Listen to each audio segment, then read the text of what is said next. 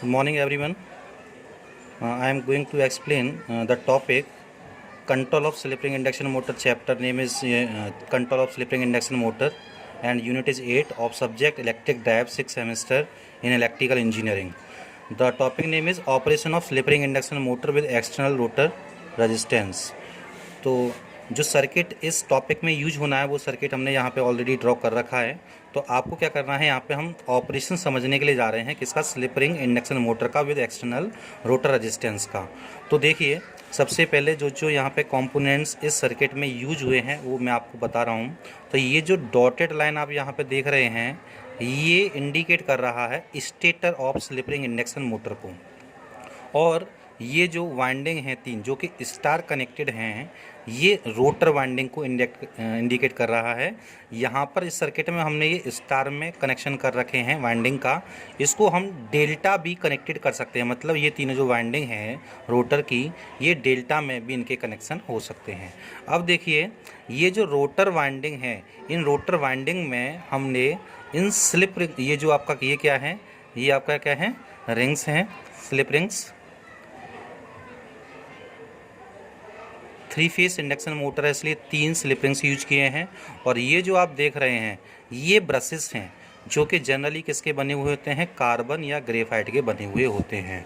और हमने क्या किया है, देखिए सर्किट में हमने इस रोटर रेजिस्टेंस में, इस रोटर की वाइंडिंग में by using these 3 slip rings और 3 आपके जो ब्रशेस हैं इनकी हेल्प से हमने 3 रेजिस्टेंस ऐड किए हैं। ये क्या है, हमारे वेरिएबल रेजिस्टेंस हैं, एक्सटर्नली कनेक्टेड किए हैं, जिनको हम रियोस्टेट के नाम से भी जान सकते हैं। ठीक है, इनको नाम दिया हमने एक्सटर्नल स्टार कनेक्टेड रियोस्टेट। किया है ये स्टार में कनेक्टेड हैं, और रियोस्टेट मतलब वेरिएबल रेजिस्टेंस हैं। इनका काम क्या है, इन रेजिस्टेंस की वैल्यू को हम वेरी करा सकते हैं, तो जिससे क्या होगा, हमारे रोटर का रेजिस्टेंस भी क्या होगा, वेरी होगा। तो ये हो गया हमारा एक्सटर्नल रेजिस्टेंस, ये स्लिप रिंग्स और ब्रशेस, ये हमारा रोटर वाइंडिंग और ये स्टेटर वाइंडिंग हो गई। तो ये कंप्लीट सर्किट आपकी समझ में आ गया है कि ये सर्किट डायग्राम किसका है। अब आपको देखना ये है कि ये जो स्लिप रिंग इंडक्शन मोटर है और जब इसमें हम एक्सटर्नल रेजिस्टेंस ऐड करेंगे तो ये किस तरीके से काम करती है। ठीक है, तो उसके लिए मैंने यहाँ पे स्टेप वाइज इनका ऑपरेशन मैंने समझा रखा है।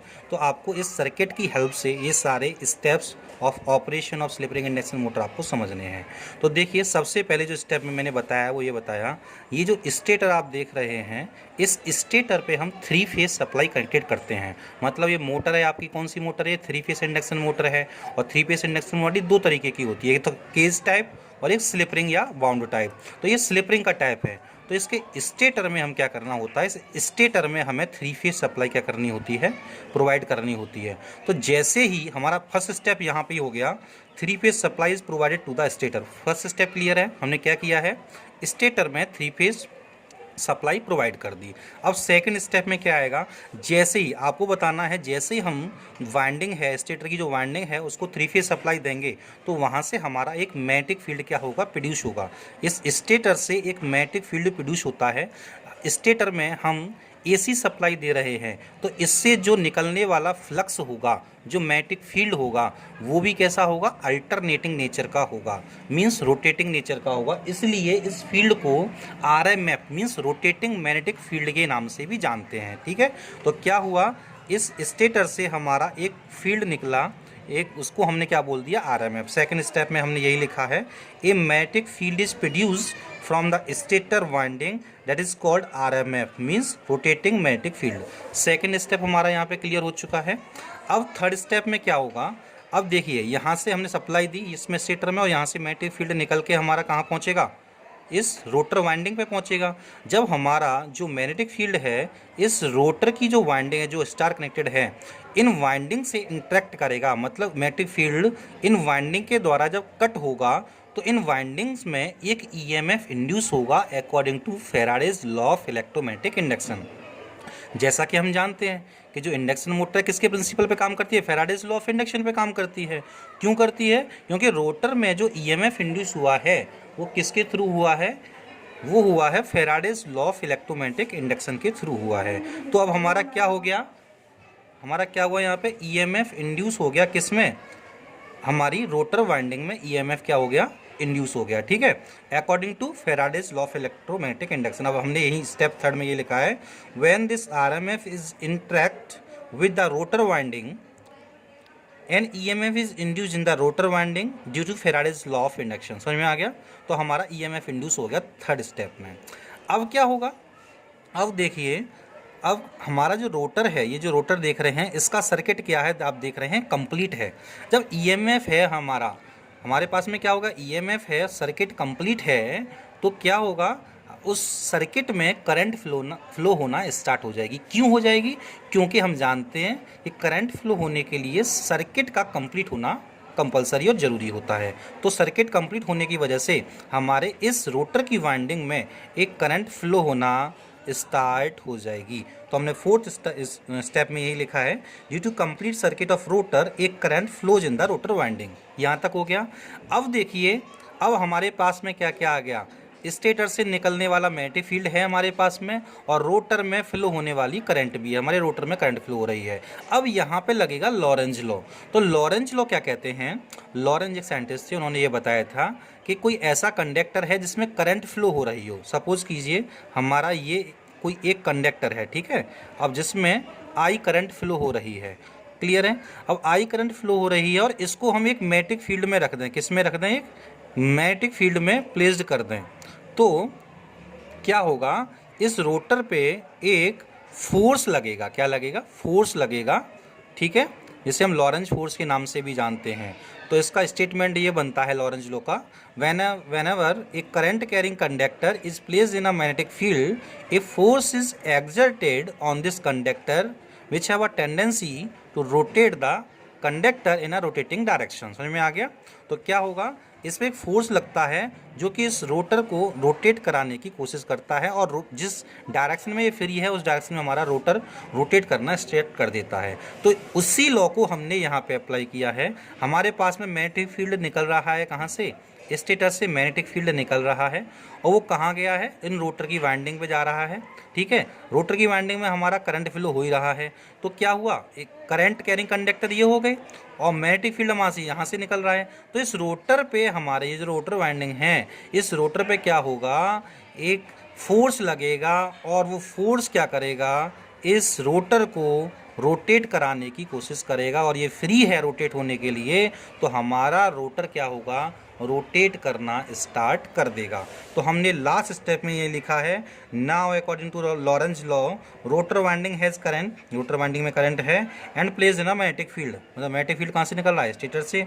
सो a force will generate on a rotor conductor, rotor पे हमारा क्या होगा, ये फोर्स जनरेट हो जाएगा, और हमारा मोटर जो है रोटेट करना स्टार्ट कर देगा। तो इस तरीके से हमारा जो मोटर है रोटेट करना स्टार्ट कर देता है।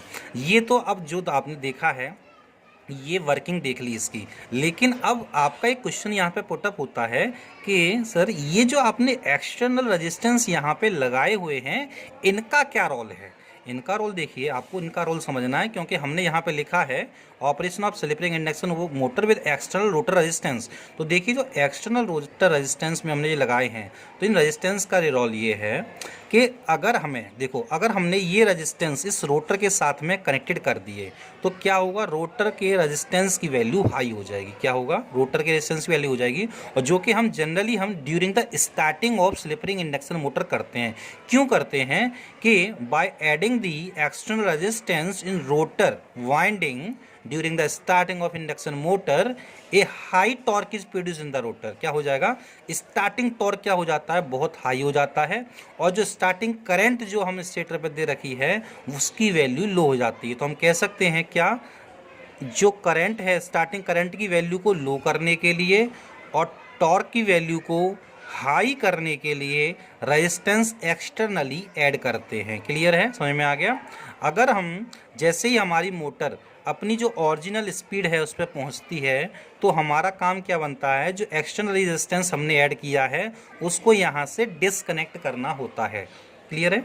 अगर यहाँ से हम इस एक्सटर्नल रेजिस्टेंस को यहाँ से नहीं हटाएंगे तो क्या होगा, तो ये अननेसेसरी का यहाँ पे एक लॉसेस प्रोड्यूस करेगा, आई स्क्वायर आर लॉसेस प्रोड्यूस करेगा, जिसके through overall efficiency of this slip ring induction motor क्या हो जाएगी, रिड्यूस हो जाएगी। क्लियर है। तो हमारा कंक्लूजन ये निकला कि ऑपरेशन तो किस तरीके से रोटेट हुआ वो हमने स्टेप वाइज पढ़ लिया, और कंक्लूजन ये निकाला by adding the external resistance in the rotor winding of the slip ring induction motor क्या होगा, स्टार्टिंग करंट की वैल्यू तो क्या हो जाएगी, लो हो जाएगी, जिससे हमारा स्टेटर जो है due to the high current हमारा डैमेज नहीं होगा, और स्टार्टिंग टॉर्क की वैल्यू क्या हो जाएगी, हाई हो जाएगी। तो इस तरीके से हम टॉर्क को भी by connecting the external resistance in rotor of the slip ring induction motor we can control. तो इस तरीके से हमने operation of slip ring induction motor यहाँ पे कंप्लीट होता है।